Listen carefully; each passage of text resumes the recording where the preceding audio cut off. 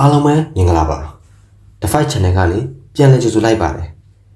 ်ဒီနေ့မနက်မှာတော့ကျွန်တော်တို့မြန်မာချန်ပီယံဂျေရှူအာဘန်ကိုအမြဲတမ်းစောင်းမြောင်းပြီးတော့လေးတက်လေးရှိတဲ့ American Fighter ချားချွန်စင်တယောက်ရှာထွက်ပြီးတန်လေးသွားရတဲ့ပွဲကြီးတစ်ပွဲပြီးဆုံးသွားခဲ့ပါပြီချားချွန်စင်ဟာအရင်ကမြန်မာချန်ပီယံဂျေရှူအာဘန်ကို UFC ကိုစားရုပ်ကစား2024တုန်းကဒိုင်ပွဲဖြတ်နဲ့ကတ်နိုင်ခဲ့ပူတာကိုအကြောင်းပြပြီးငါကချန်ပီယံတက်တာတဲ့ဂျေရှူအာဘန်က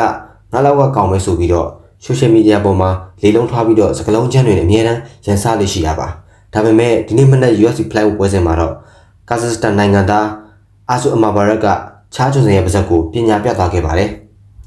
ကမ္ဘာ UFC တမိုင်းမှာတွေ့ရခဲ့တဲ့ခြေထောက်ကိုပြောင်းပြန်လိမ့်တဲ့ချုပ်ကွက်နဲ့တတိယချီမှာပဲအသေးလဲအရှုံးပေးရအောင်ဆုံးမလိုက်လို့ချားချွန်စင်တယောက်လေလုံးတွေကျပြီးတော့တန်တိတ်သွားခဲ့ရပါပြီဒါပေမဲ့မြန်မာပြည်တွေအတွက်ပို့ပြီးတော့စိတ်လှုပ်ရှားကြကောင်းတာကချားချွန်စင်ကိုနှိမ်ဝေးလိုက်တဲ့ကာဇက်စတန်မြေခွေးအမာဘာရက်ကအနိုင်ရပြီးချင်းမှာပဲအင်တာဗျူးမှာငါရဲ့နောက်ပြမက်ကလက်ရှိချန်ပီယံဂျိုရှူအာဘန်လို့တရားဝင်အော်ဟစ်စင်ခေါ်သွားခဲ့တာပဲဖြစ်ပါတယ်။ဘာလို့စင်ခေါ်တာလဲသူတို့ကြားထဲမှာကောဘာပြန်တယ်မှုတွေရှိနေလို့လဲဒီဘက်ကရောတကယ်ဖြစ်လာနိုင်မလားဆိုတာဒီဗီဒီယိုမှာအသေးစိတ်ဆက်ပြီးတော့သုံးသပ်ပေးသွားပါမယ်ဖြစ်ပါတယ်။အရင်ဆုံးဒီမနက်ပွဲအကြောင်းကိုပြောရရင်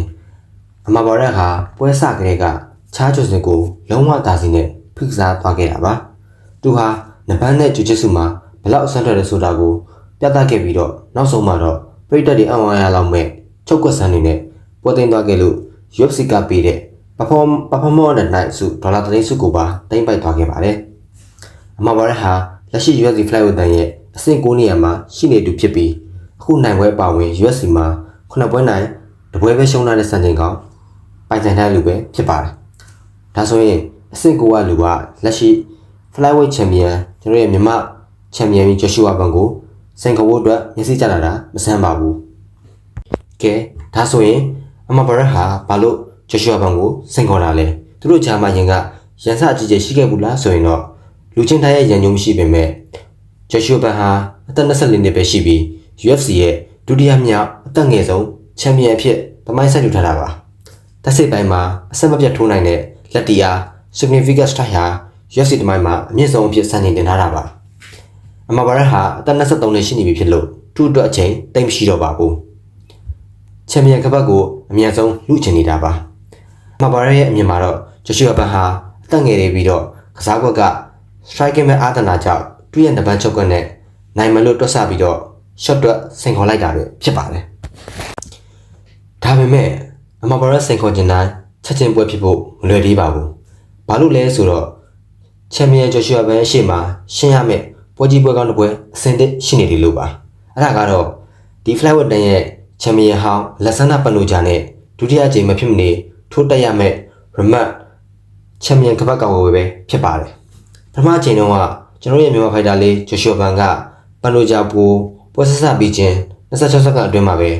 ဒဏ်ရာရအောင်ကစားပြီးတော့ကပတ်ကိုတိမ့်မိုက်ခဲ့တာမို့ပန်လိုဂျာဘက်ကမကျင်နဲ့လို့ကလေးစားချေကိုစောင့်နေတာပါဂျိုရှူဘန်ကိုယ်တိုင်ကလည်း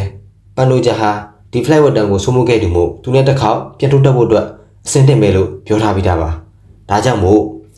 အမဘာရက်အနေနဲ့ဂျိုရှူဘန်နဲ့ထိုးကျင်တော့ဒီပွဲပြီးတဲ့အထိအရင်စောင့်ရပါလိမ့်မယ်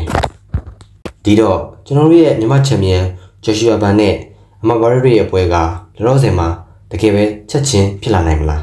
းအမှန်တိုင်းသုံးသပ်ရရင်တော့လက်ရှိမှာဖြစ်နိုင်ကြီးမရှိသေးပါဘူးဘာလို့လဲဆိုတော့ဂျိုရှူဘန်အနေနဲ့ရှေ့မှာပြောခဲ့တဲ့ပန်လိုဂျာပွဲကိုပြီးအောင်ရင်ရှင်းရမှာဖြစ်တယ်လို့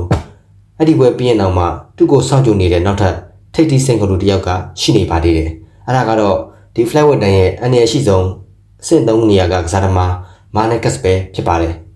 UFC ဘက်ကလည်းပန်လိုဂျာပွဲပြီးရင်ဂျိုရှူအာဘန်ကိုမာနက်ကတ်နဲ့ပွဲတီးပြီးဖို့ရာခိုင်နှုန်းအများဆုံးရှိနေတာပါဒါကြောင့်မဘာရက်အနေနဲ့ဂျိုရှူအာဘန်ကိုစင်ခေါ်ခြင်းအိမ်မက်လှမ်းမှတ်နေတယ်လို့ပါပဲလက်တွေ့မှာ top 5အဆင့်5အတွင်းကိုရအောင်အရင်ဆုံးတွေးမိကြကြိုးစားရမှာပဲဖြစ်ပါတယ်ကျွန်တော်ရဲ့မြန်မာချန်ပီယံဂျိုရှူဘန်ကတော့ဒီ Flyweight တန်ရဲ့ထိတ်ဆုံးမှာရစပလင်ကိုထိုင်ပြီးဘယ်သူကမဆိုစင်ခေါ်ဖို့စောင့်ကြုံနေမှာပါအမဘာရက်တယောက် top 5တတိတက်လာပြီး Flyweight ချန်ပီယံဂျိုရှူဘန်နဲ့တကယ်ပွဲဖြစ်လာမယ့်နေ့ကိုမြန်မာပြည်သက်တွေရောညှော်လင့်နေကြမလားဒီပရိုလေးရဲ့ကွန်မန့်မှာဝင်ရောက်ဆွေးနွေးပေးကြပါအောင် UFC သတင်းဆောင်ကိုအစင်မပြတ်တင်ဆက်ပေးနေတဲ့ The Fight မြန်မာပဲဖြစ်ပါတယ်အားလုံးပဲ တာယာတဲ့နေ့လေးဖြစ်ပါစေကျေးဇူးတင်ပါတယ်